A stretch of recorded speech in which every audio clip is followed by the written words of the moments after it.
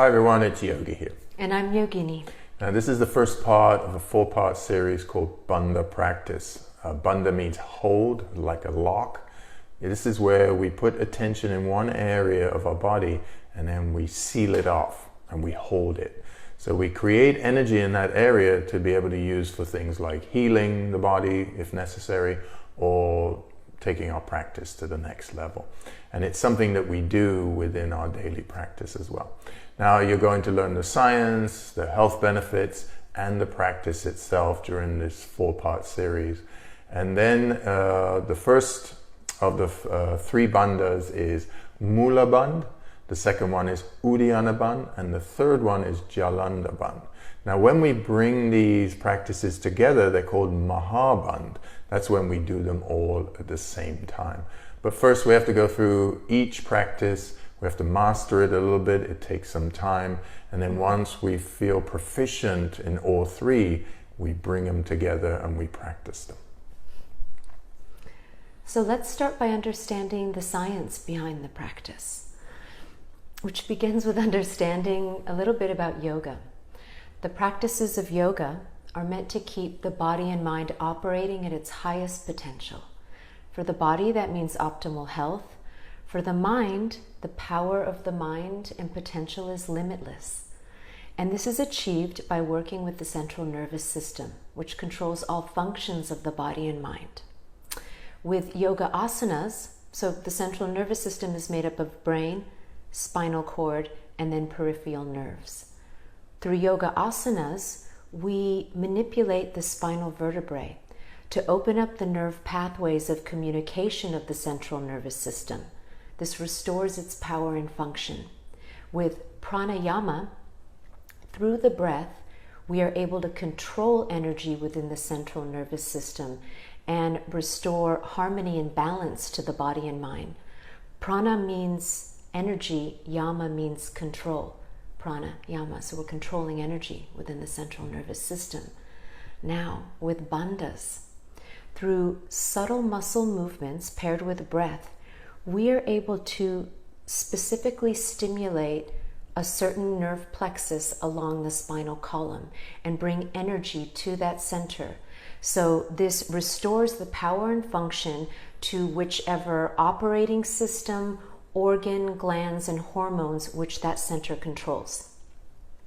In this series, we are going to learn the 4 yoga bandhas. Now, with the first 3, each one is able to stimulate 2 nerve plexuses along the spinal column, beginning at the base, moving to the center, and then to the top of the spine. The first one is Moolabandha, which means perineum contraction. And Moolabandha stimulates the coccygeal and sacral nerve plexuses, also known as Muladhara and Swadhisthana chakra. These energy centers control the excretory and reproductive systems of the body, the urinary tract, the sex organs, and all of their associated glands and hormones. So what are all the benefits of what Yogini is talking about? When we're working with the first 2 chakras, we're bringing in balance of kapha energy, the positive side of kapha. So we have the heavy side of kapha, the earth element, and the balance side of it. So we're bringing that rooting, right? We're stimulating the first 2 plexuses to bring rooting, so when we sit, we're very stable. And that stability starts to help our emotional state as well, because it brings stability in the emotional state. So things like anger and pain and things like that, we can overcome very quickly. And then the health benefits are that if you suffer from ED or IBS or anything like diarrhea, constipation, anything to do with the large intestine, that will start to become balanced as well, because we're balancing this whole lower region. So the benefits are way beyond even what we're talking about right now. So let's talk about that connection that Yogi mentioned, the emotional connection. So each plexus of nerves along the spinal column is directly connected to an emotional center within the mind. So when we stimulate energy in a nerve plexus, we are simultaneously stimulating energy in its corresponding emotional center. Now, the first energy center governs the emotional qualities that stem from our survival instinct. So when energy is low in that center, we experience a lot of fear. We feel unstable and not grounded, which brings insecurity.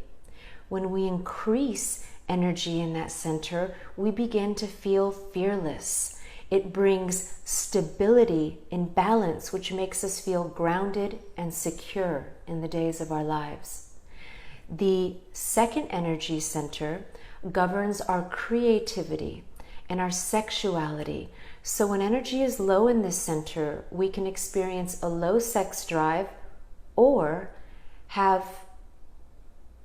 be consumed with sexual desires. It's an overconsumption. So this can also translate to always seeking pleasures throughout the day.